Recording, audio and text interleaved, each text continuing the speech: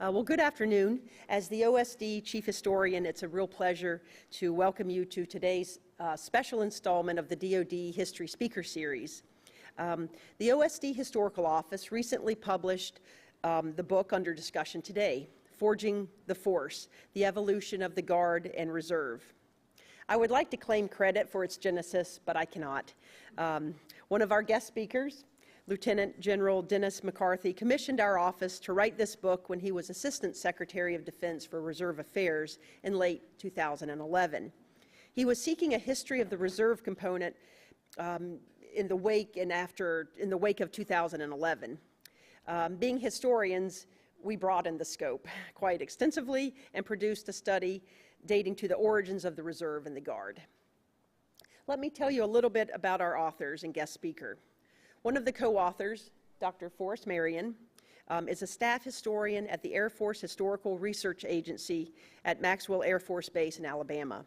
He served 30 years in the Air Force in both active and reserve components and retired as a colonel in 2010. He holds a PhD from the University of Tennessee and is a frequent contributor to Air Power History and is the author of Flight Risk, the Coalition's Air Advisory Mission in Afghanistan, 2005 to 2015. That's quite a mouthful. Sorry, Forrest, for fumbling on that.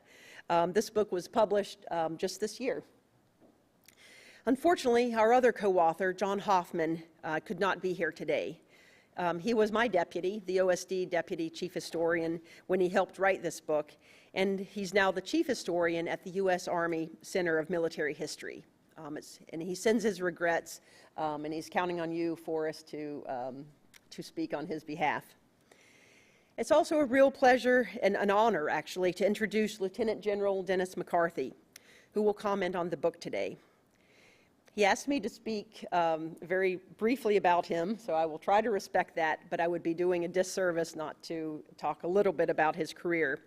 He began his Marine Corps service as a platoon leader in Vietnam and completed it as a commander of the Marine Forces Reserve, having led that force for 4 years during the Corps' largest reserve mobilization in history. He retired in 2005 as the Marine Corps Senior Lieutenant General with over 40 years of active and reserve service. From 2009 to 2011, he served as Assistant Secretary of Defense, Reserve Affairs, and from 2013 to 2014, he served as chair of the National Commission on the Structure of the Air Force. Today's format will be basically the author and Lieutenant General McCarthy will speak about the book, and then we will have about 30 minutes, perhaps, at least 15 for questions and answers. For that period, one of my assistants will bring a microphone around, so just raise your hand and one of the speakers will point to you, and then Dr. Fasula will bring a microphone to you. So with that, Forrest. Thank you. Thanks. Well, good afternoon, everybody. Thank you very much for coming. I hope you can you hear me all the way in the back? Good. As should be obvious to everybody, I've been on the retired list for a long time. I don't get too many invitations to speak, certainly not as many as once, and I turn down most of the ones I do get. But I jumped at the chance to do this today because I'm so proud of Forrest and John and the work that they did with this book. As I said in the foreword, it isn't the book that I thought it would be.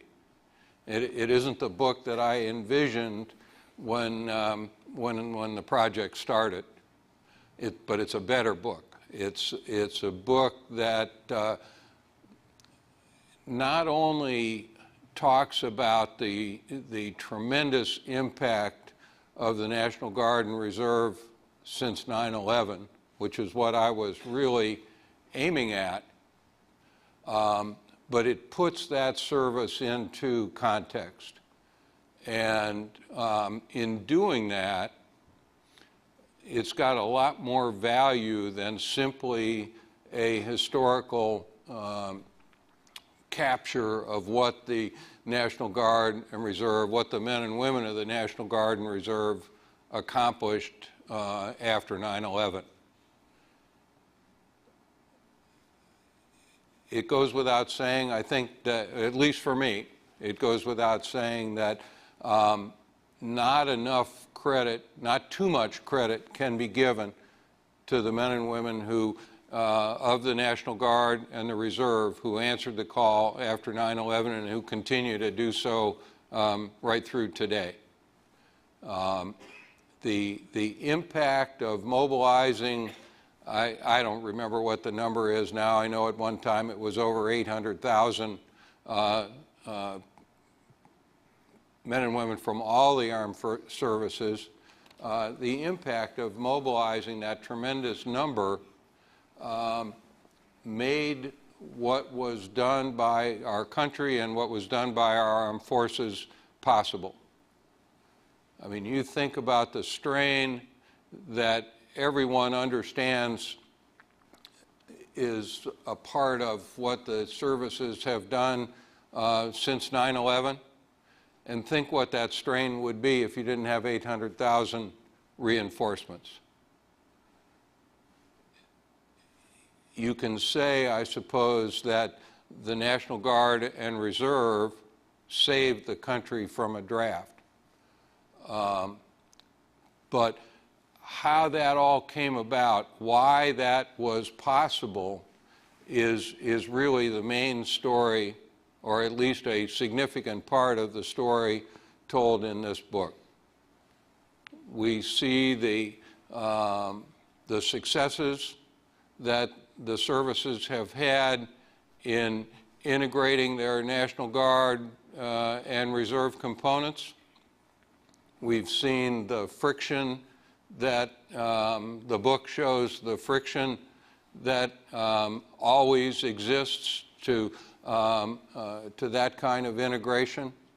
It shows when it was overcome, and it shows when it was when friction won the day. And all of that needs to be understood in understanding where we are today and frankly where we might be in the future. I take the position that as well as the country, as well as the department, as well as the individual services have done in employing their reserve components, they haven't done as well as could be done.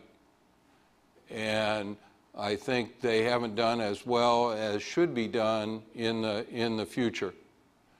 And I hope that people will read this book, try to capture the ideas and the lessons that come from a long multi-hundred-year history, and use that as a way to improve what we do the next time we need the total force to turn out in full numbers. So this is a more important book than just a little compendium of what's happened in the last 17 years or whatever it is. It has more potential than that, and I hope that the people in this room, the people in the services, the people in the offices in this building will take advantage of the knowledge and the insight that Forrest and John have brought to this project. John and Forrest know more about the content, although I will say I've read every page of this book at least once, but I'm not going to try to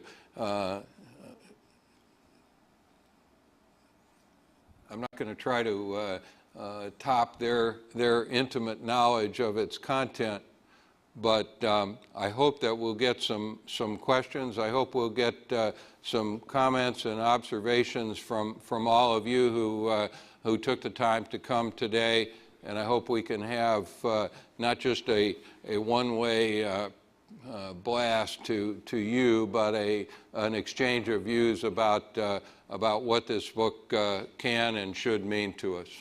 Forrest, over to you.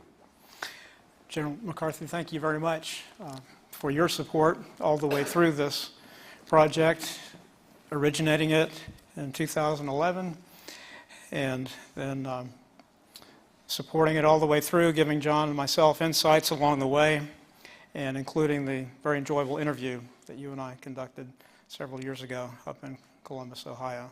So thank you, sir. And I'd like to acknowledge and thank also our co-sponsoring agencies for the book project, which were the OSD Historical Office, led by Dr. Mahan and her outstanding staff that supported us all the way through from beginning to end, and then also the OASD Reserve Affairs Office, which I know has been reorganized a couple of years ago, but their support as well all the way through was outstanding. So with that, I have some prepared remarks before we go into our Q&A. And as part of my remarks, I wanted to share at least one anecdote that I came across during the research for the book that just didn't make the cut, and we didn't have a place for this.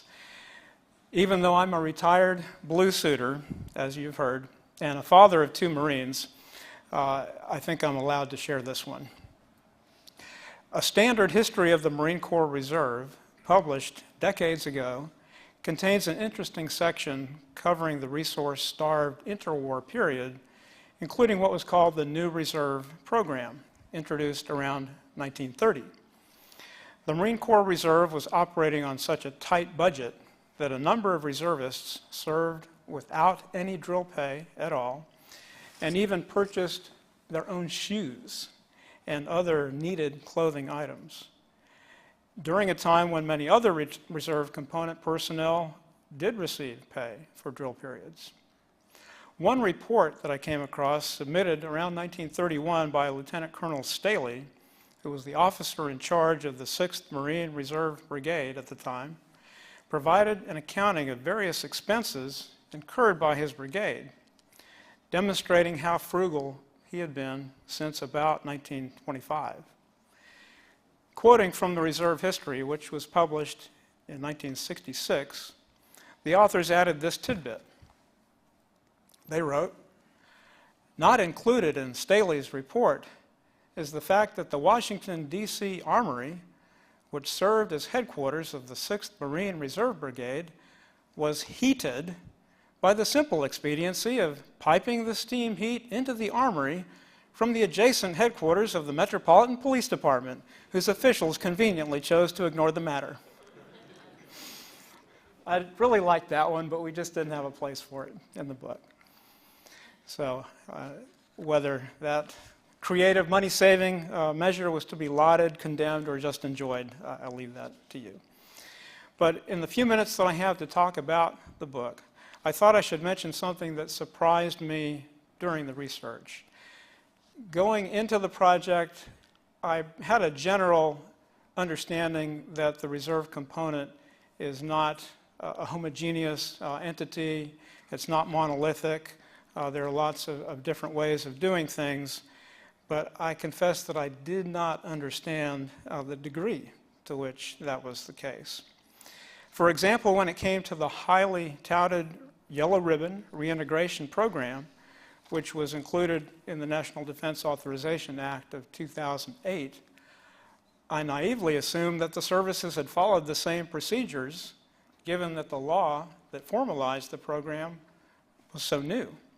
There had been very little time for different reserve component practices to creep in. Well, I was wrong.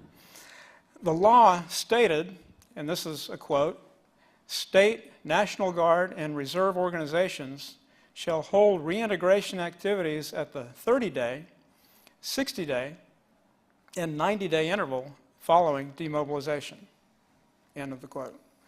But the services followed different timelines, at least in some cases. The Army Reserve typically held their events at the 30-day, 60-day, and 90-day point from demobilization, But some of the others held the second event 60 days after the first event, and the third event 90 days after the second event, spreading things out to 180 total days, which was also within the law. So it was just one more example of how the lack of uniformity among the 7 reserve components makes it so very difficult to grapple with the entire reserve component, or RC, as a single entity.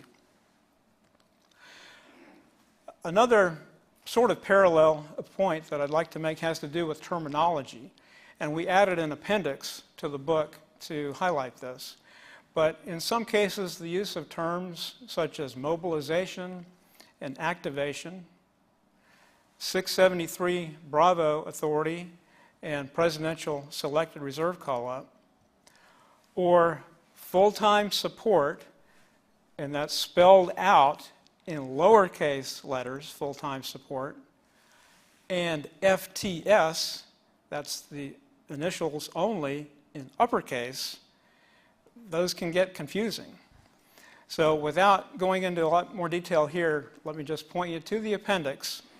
And then also, along with the appendix on terminology, there are a number of explanatory footnotes that I think would also be helpful in clarifying some of these sorts of details. A couple comments about the sources for the book. For the background chapters, which were chapters 1 through 4, but especially 1 through 3 were the pre-1990 time period, and then chapter 4 covering from 1990 up to 2000. We knew that the bulk of those sources would be fairly traditional. There were several standard works in the field of U.S. military history, plus several service-specific histories covering at least 4 of the 7 reserve components up to about the 1980 time frame. Additionally, there were published annual or biannual histories, such as those that the Army Reserve History Office and the National Guard Bureau have put out. And both of those sets of histories were very, very useful. Then other standard sources up to about the year 2000 included newspaper and journal articles, various government reports and documents, and we did also conduct a small number of oral history interviews covering the earlier years. So the first 4 chapters have fairly traditional sources. If we also include the periodicals, in particular the National Guard magazine, the Naval Reserve Association News, and the Coast Guard Reservist magazine. We didn't want to forget the Coast Guard. They are small in size, but they probably punched above their weight in the coverage that we've given them, and I hope rightly so, in this book. But those service periodicals were the biggest surprise to me in that they were very, very useful. And that's not intended to slight the service journals of anyone else, but for one reason or another, I did not have the reason to rely as much on the other service journals as on the 3 that I just mentioned. Then for the main chapters, chapters 5 through 8, covering the decade from 2001 through 2011, we were fairly confident that those sources would be mainly electronic in format, many of them from the internet, and we also planned the majority of our interviews to cover that time period. We did about 30 interviews total, plus about 10 to 15 interviews that were conducted by other people for other purposes, but which were useful for us. The post-2001 electronic sources were a bit more challenging. For me personally, in part because I'm not a real tech-savvy researcher type, and on occasion I wasn't sure that I had really come across everything that I needed for a particular topic. And then in some cases as well, semi-official or even official sources are not always in perfect agreement when it comes to technical points in some cases, and so we had to make a few judgment calls there. And then 2 more sources that were very, very useful were the annual reports of the Reserve Forces Policy Board. The earlier ones are in paper format in libraries and archives, and then the more recent ones are available in PDF.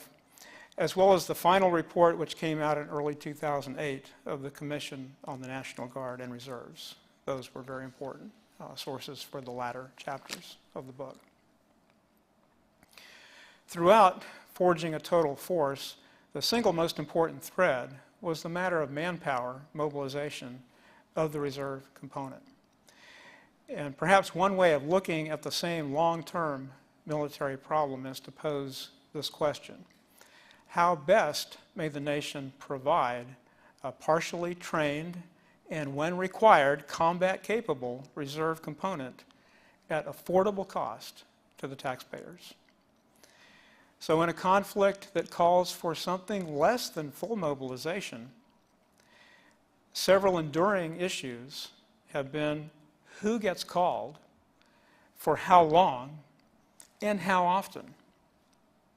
Serving his second tour of running the Pentagon from 2001 to the end of 2006, Secretary of Defense Donald Rumsfeld was committed to promoting volunteerism and was concerned at the potential of overusing the partial mobilization authority that became available to him 3 days after 11 September 2001. Our book includes much discussion on this issue, but in a nutshell, Secretary Rumsfeld decided on a policy that was stricter than the law itself. Whereas the law provided for mobilized guardsmen and reservists to serve on, quote, active duty for not more than 24 consecutive months, end quote, the Secretary chose to limit mobilized members' involuntary active duty to 24 cumulative months. And by 2005-2006 timeframe, this policy placed an increasing burden on mobilization planners who found that they had fewer and fewer eligible Army National Guard, Army Reserve, and Marine Corps Reserve members who might be called involuntarily to meet the requirements of Operation Iraqi Freedom's ground forces deployment requirements. Because most of the needed personnel by that point had already served 1 year or more under the partial mobilization implemented in 2001 and were restricted by the Secretary's policy to 24 cumulative months of involuntary active duty under partial mobilization, the pool of eligible ground forces threatened to dry up. So by 2006, something had to change, and fairly quickly. I'd like to highlight what I consider to be the two most important primary source documents for the 10 years from 2001 through 11. The first of those, chronologically, would be the December 2004 memo of the Army Reserve Chief, Lieutenant General James Helmley, whose memo became known as the Broken Force Memo, December 2004. His memo was leaked to a congressman and garnered national attention. The Helmley memo warned that the Army Reserve faced a number of critical issues related to mobilization that required help from Congress, and it formed a part of the discussion in Chapter 6 of our book. A number of the Army Reserve's issues were shared by the other components as well, especially the Army National Guard and the Marine Corps Reserve. And the document at the top of the list, I would say, and also the second chronologically, would be the January 2007 memorandum by the new Secretary of Defense, Dr. Robert Gates, and that was the utilization of the total force memo. And that was initiated for him by the Office of Retired Rear Admiral Thomas Hall, who was the Office of Assistant Secretary of Defense Reserve Affairs at that time. This memo, which limited reserve component mobilizations to not more than 12 months at a time, forms the basis for a lot of the discussion in Chapter 7 of the book. Secretary Gates's basic policy change, as one Reserve Affairs mobilization official put it, was that we're getting rid of cumulative and we're going back to consecutive, which is the wording in the law itself. In other words, although mobilized reservists and guardsmen could be remobilized at a later time, they did have the assurance that each mobilization under the Gates policy would not exceed 12 months in duration. And so the Gates policy also offered predictability, which a number of senior leaders have observed is very important to reserve component members, many of whom balance a family and a civilian employer along with their military duties. Finally, a word on John Hoffman, with whom I worked closely all the way through this project, and whom I was honored to have as my co-author.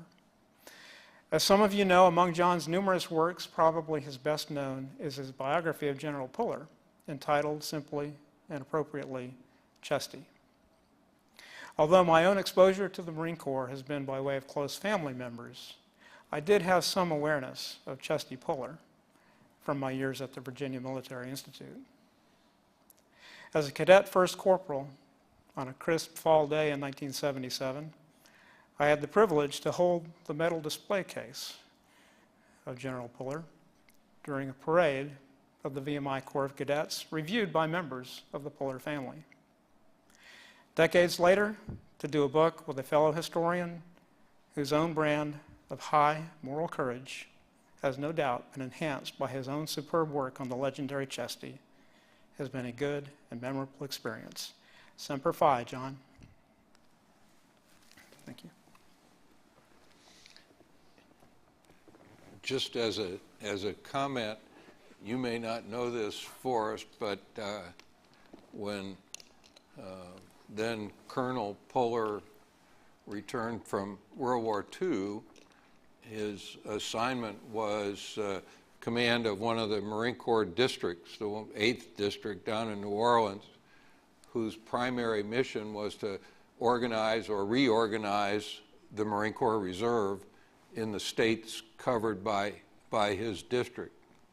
And Puller said to many people what so many regular officers of high accomplishment have said one way or the other. Well, I don't know much about the reserves, but you know, I'm going to do the best I can with this job.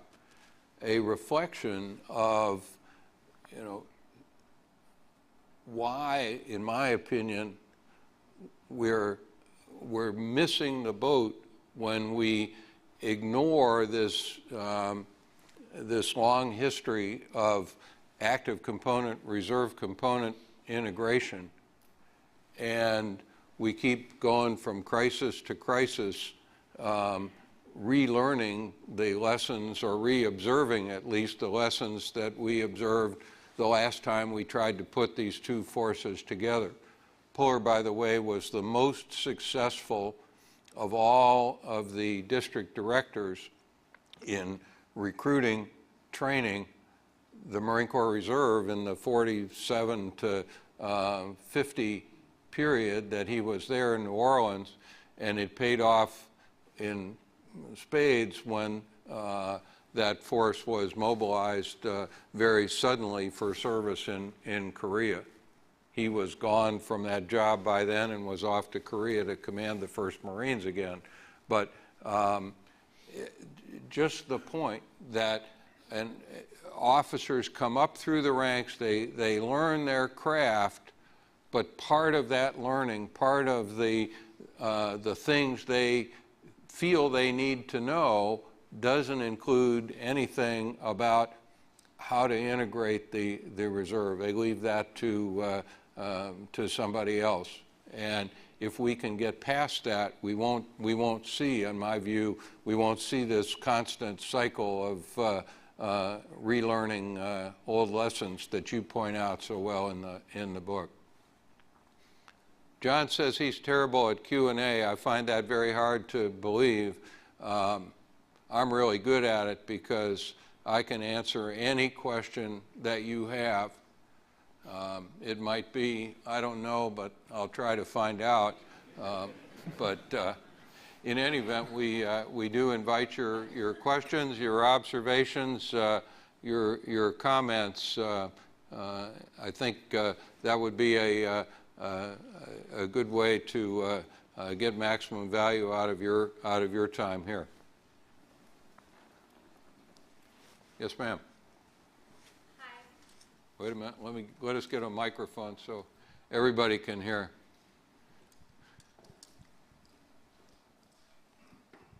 Thank you in advance for fielding the question. What I'm wondering, sir, is given... Could you hold that a little? Yep, I apologize. Can you hear me Thank now? you. Yeah, Okay, better. thank you in advance for taking the question.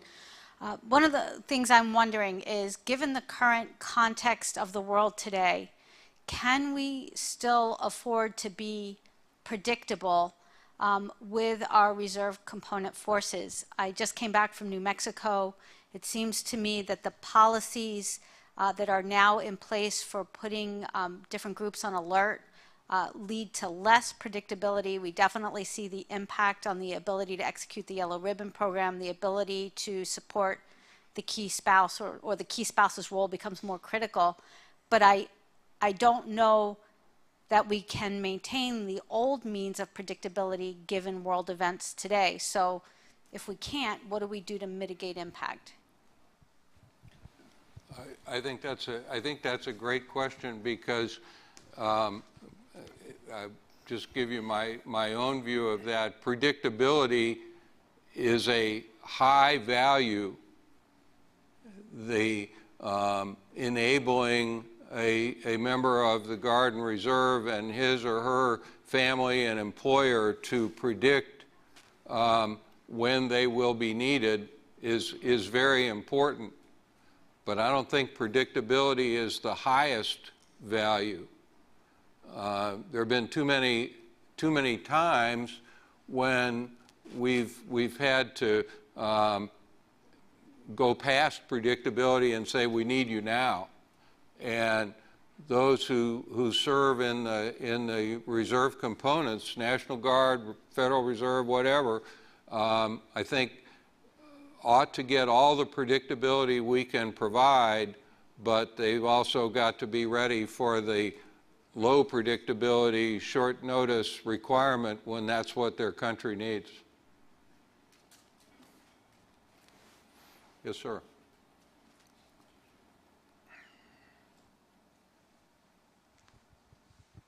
Gentlemen, thank you for coming. Colonel Greg Jimenez, Joint Staff J33, off to the War College about 2 weeks. My question regards maybe the revolving door concept. Could you speak up just a Sure. little bit? Can you hear me better now? Yeah, Okay. much better. Thank you. My question revolves the revolving door concept. So sometimes you hear, well, let me give you a couple examples. In the reserve component, you tend to find a more educated force, because a lot of folks get out, they go to school, they do different things in life and get what we call broadening experiences. A recent paper that won Secretary of Defense Paper of the Year, very, very good paper by Lieutenant Colonel that basically talks about the concept of better bar to 4-star, that describes a lack of broadening experience in the active component. So my question to you is, if you've ever come across or heard of the concept where you have more of a revolving door, where it gets a little bit to what you're asking about or talking about, that the active component does not have a familiarity or has to relearn it every so often because there never really are in the reserve component. The reserve component does have an experience in active duty, a lot of folks do, and then they enter the reserve component and see things very differently. They see the worlds very differently. But there's also this period, especially in the officer world, probably around captain-ish, when folks are getting out. They're interested on the active duty force of doing things that are different. And so you've had evolutions over the years of maybe RC, AC. You've had different things over the years trying to address this in between. The way the Army gets at it's very different than the other services. I don't think any other services really do it right. But at the end of the day, if in the bigger picture, if we had a better revolving door where folks from active duty could serve in the reserve world easier and, by example, go to school at the same time and then step back into active duty without a detriment to their career path, which you don't find in presently. And the reserve component, likewise, where you have folks who are entering maybe the reserve style and they want that active duty experience, but it's not so easy to step in and step out. So I was wondering if you could comment on the revolving door. Yeah, interesting. I wrote an article a number of years ago when I was in uniform, and I didn't call it the revolving door, but my point was that this transition between active duty service and reserve component service shouldn't be like a bipole switch. It should be more like a rheostat. And if we could find ways to ease the transition where people could move from active service to reserve component service and back again, we'd be much better off for it. Not that everybody would want to do that, but I think there's enough people who would benefit from that it would be a real plus. One of the things that I said this to Forrest earlier, if you look at, he mentioned the Commission on National Guard and Reserve report in 2007 or whenever that was, and there was a commission or a report commissioned by the Chief of Staff of the Army that was led by a former Chief of Staff, General Reimer, that Helmley and Schwartz both served on and produced a very cogent report. There have been a number of these studies over years, and they almost all say the same things. But the things they say are seldom, if ever, adopted. And I don't profess to know all the reasons for that, but one of the things is that they recommend that the Congress take certain actions to simplify the personnel provisions of Title X. There were, when Panaro and his gang wrote the report in 2007, there were 32 pay statuses that reserves can serve in, and I'll bet there's 32 today. And most of them are wedded in law, and yet Congress has been unwilling to take action to smooth that out, despite a number of, it seems to me, pretty good descriptions of why that could happen. So that all works against this transition back and forth. Service culture plays a fact, you know. If you don't have, in the Marine Corps, they say if you don't have MOS credibility, if you've been away from the fleet for too long, or if you've been doing something that's non-traditional, your chances of continued success are minimized. So we've got to look at how we approach, instead of manpower management, talent management. How we use some of the concepts that businesses are becoming increasingly aware of, that this human capital management is really talent management that we should be doing better.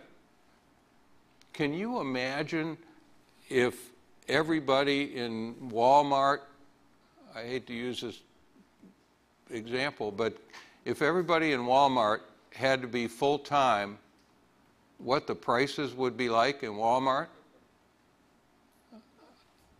And yet, if you go to Walmart and you check out, do you have any idea whether the person who's ringing the thing up is full-time, part-time? And even more importantly, do you care? I mean, you just, as long as they know what to do, as long as they get your stuff in the bag, you're happy about it. What would Walmart give for an opportunity to have an almost permanent force of part-time workers who were totally involved in the culture of Walmart and who were in that culture year after year after year after year, and who would respond when needed for the Christmas rush or the 4th of July rush or whatever the heck it was? They'd kill for something like that. We've already got it. And that's my point. I don't think we're taking full advantage. And I don't think we're taking full advantage of our active component talent if we don't make better use of their capacities and capabilities. I know there's a lot of effort being put against that, and I'm not being critical of that. I just think we got a lot of room to continue to grow there. If I could add also, I think the term that we're using in the book for what you're describing is the term continuum of service. And at least from 2001 through 11, that term was being used a lot to try to capture the idea of these variable service options depending on the season of someone's career and life events and so on. And the Navy certainly did some good work as far as pilot programs in that arena, but we do talk about that in the book, mainly under the phrasing continuum of service. You know, I think everybody probably knows this, but from time to time we have periods where active component manpower, and especially active component manpower in a particular specialty, might be over, and so we have SERBs, or we have some kind of selective early retirement.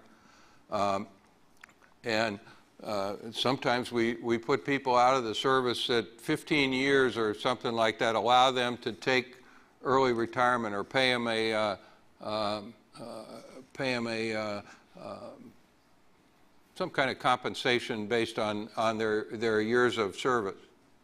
If those people want to join the reserve, they have to pay the money back.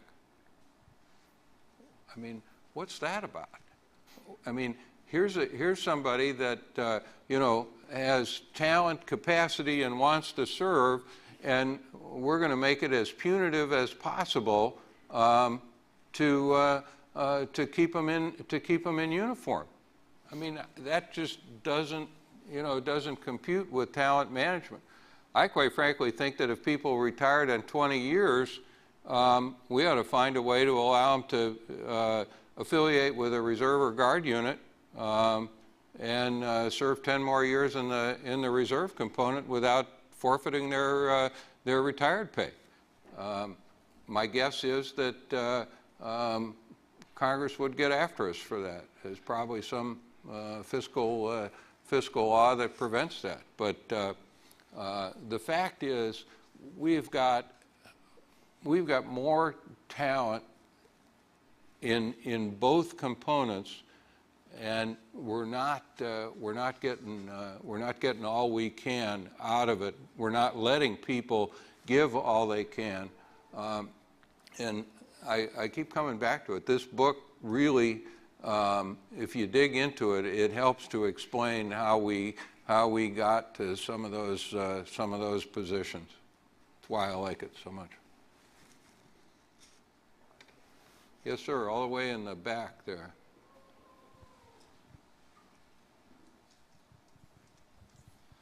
Sir, good to see you again. General McMillan sends his regards. Mr. Ryan from the Marine Corps Reserve Office here in D.C. When you held a position that no longer exists, it was blended into an M&RA construct. We're talking about total force, transformation, bringing things together, yet access for the reserve components at the OSD M&RA level, and now within the Navy, DAS and RA is going to be blended into another shop. So instead of getting more time, we're getting less time. So can you comment on the wave of literally access to the people who make these policies is becoming harder and harder for us to get? And I'm just, from your perspective, previously being in the seat, previously being the Comm Marshal Res, I'd love to hear some good comments on that, sir. If I understood your question, you're talking about getting rid of the Assistant Secretary for Reserve Affairs. Yes, sir. So when that position was created, and I rely on the official history of the Office of the Secretary of Defense, published right here in this building, when that position was created, the services wanted 2 new assistant secretaries. I can't remember, maybe acquisition. I can't remember what they were for, but they wanted 2. And Congress said, well, we'll give you the 2, but you got to take an assistant secretary for reserve affairs. And the services did everything they could do to say, oh, no, we don't want one of those. We just want our 2. And at the end of the day, it came down to you either get 3 or you get none. And that's how there came to be an assistant secretary for reserve affairs. And Jim Webb, later Senator Jim Webb, was the first assistant secretary, and he's told me on more than one occasion that he had direct access to then Secretary Weinberger, and was in and out of his office on a one-on-one basis quite frequently. I think the next was when Aspen was, I think it went direct, maybe not, maybe Steve Duncan was in there at some point, but who also said he had, you know, a lot of access to the secretary. Aspen came in as Secretary of Defense, brought Debbie Lee in, she became the Assistant Secretary, and she had such a great relationship with Aspen coming from his staff and the Congress that she, even though they created the Undersecretary for P&R, she still went direct to Aspen because of their personal relationship. I don't think any Assistant Secretary since then, since Debbie, has had that kind of direct relationship with the Secretary, and frankly, it doesn't work very well. And I think it gave the crowd a year or two ago a case to be made for why they really didn't need an Assistant Secretary of Defense for Reserve Affairs, and leading to the reorganization that got rid of that. I can't imagine that's a good idea, except if you think of people who are putting the reserve issues front and center as being more of a, you know, a pain in the neck or distraction, distracting from, you know, the real work of defense. And again, there are people in the defense establishment, well-intentioned, good-thinking, good people who see it that way. That is, that reserve component, you know, ought to be seen but not heard, and when we need you, we'll call you. This book shows how that has happened year after year, decade after decade. I think it's more likely to happen if you don't have somebody who's got some at least a opportunity to interact direct with the Secretary. And so I wouldn't have been in favor of it, but I was long over the side by that time. So. And we've got a few anecdotes in the book that touch on this issue of access or lack of access from the Reserve Affairs Assistant Secretary to the SecDef. And a quote from General Blum of the National Guard, I forget if, yeah, he told me this directly when I interviewed him. General Blum's view was that the Reserve Affairs Secretary should have, as he put it, a straight-shot voice to the SecDef. A straight-shot voice to the SecDef. That's what General Blum saw as the way to go. The number of things that happened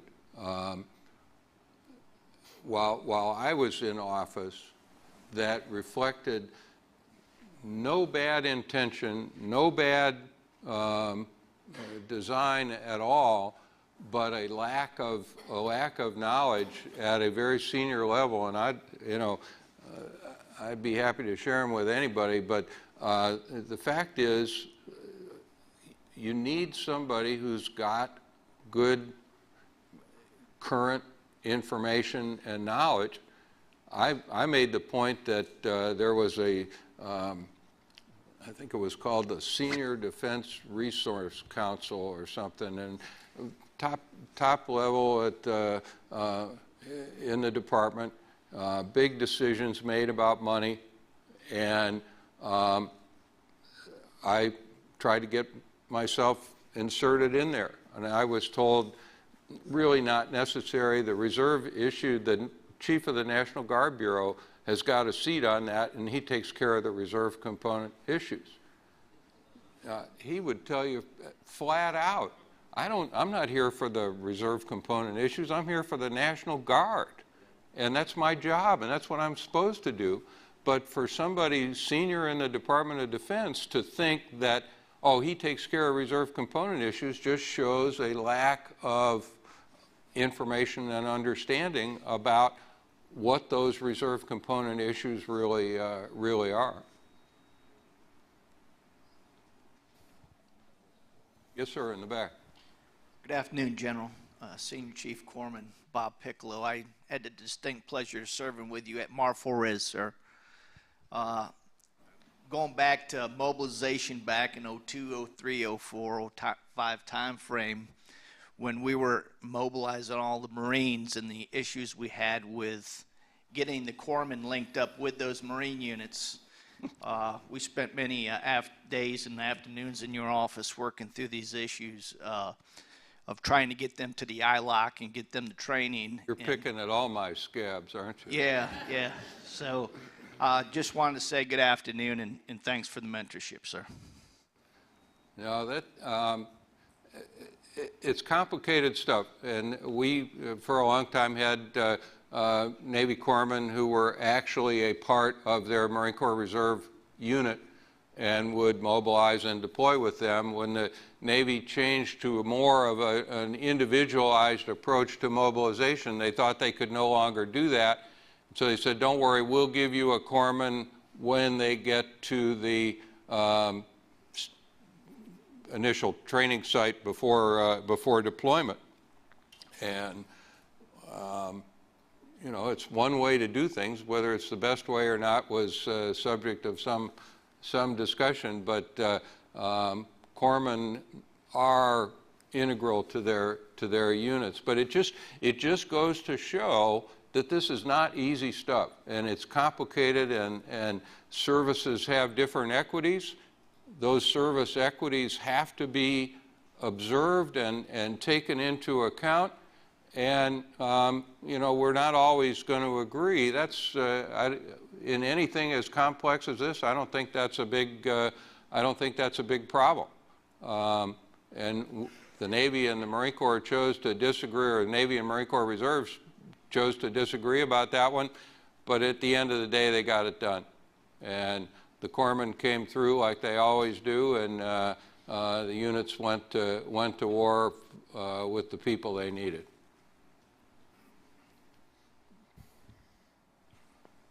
I think we've worn them out. Oh, maybe not. Yes, sir.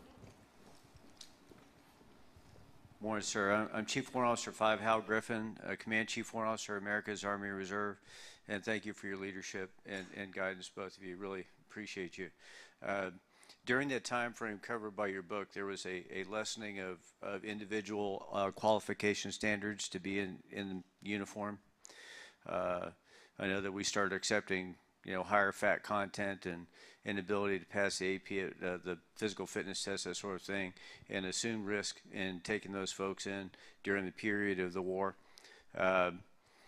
And recently I heard the figure something south of 17% of our young folks now up through college, undergraduate years, even qualify to serve in the U.S. military, you know, for a variety of reasons, a large one being inability to pass the urinalysis. How much did you delve into that in the book? I haven't read the book yet, but I'll get a copy of it and get on this. But what do you see as the effect of taking the lessons learned there when we lowered standards to prosecute the war to how the future looks for us? Thank you. Well, I'm not a historian, but I would guess that the country has lowered the standards for enlistment every time it needed a massive influx of people for war. So I'm not sure that's a big surprise. But more broadly, somebody once told me that, and I think it applies to all the services, but they were commenting about the Marine Corps Reserve, they said it's got to be a complementary force, not a mirror image force. And I think that's right. You've got to, you could have things in the reserve that you don't have on active duty. You might need more of something in the reserve and less of it on active duty, or vice versa. But in terms of mirror image, if we're going to really be an integrated total force, the personal standards, the individual standards, the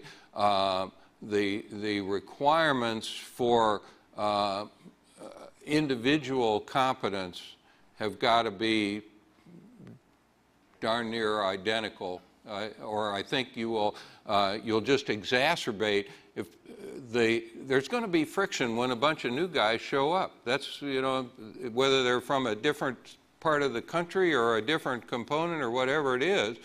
But if they don't look good in their uniform, if they don't meet the same standards, that friction is just going to be exacerbated. So I think that's got to be we got to hold fast to. You know, if you say one team, one fight, and everybody says that, I'm not sure everybody believes it, but if you say that, it's got to be one standard for individual competence for everybody. And I'd have to say, I think we did not discuss that in the book for whatever reason, so I'm afraid you won't find much on that particular topic. I don't know if there is one more. Oh. This is Stump the Chump. No, just a very simple question, mostly for Forrest. You both alluded to it. You took the book much further back than 9/11. You intended to only provide a little background, but you really did quite a lot on that period before. Can you talk to exactly what benefit that was, what context you brought from the past that helped illuminate some of the issues today? Is that possible? I think it goes back to the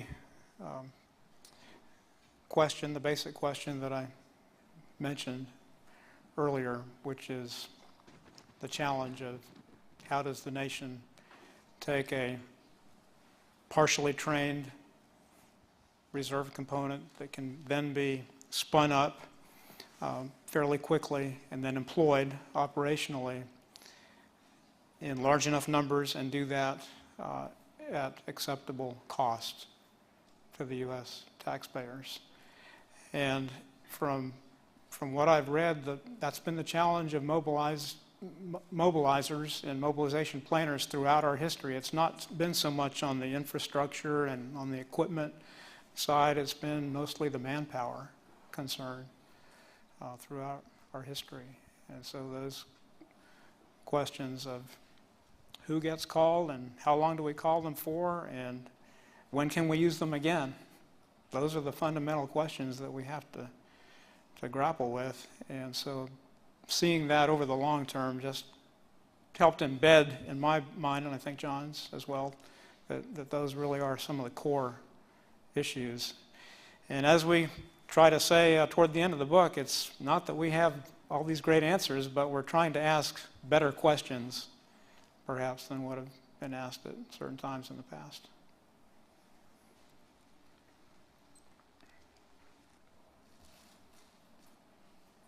Please join me in a round of applause for our two speakers.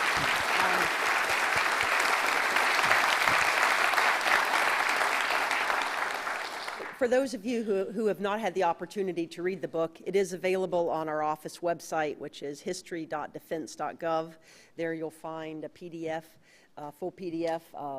As Forrest indicated, you should especially look at the appendices.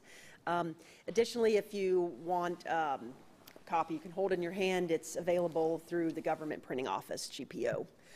So again, thank you both for joining us today, and I was so pleased to see such a large turnout, and not just from Marines. Thank you.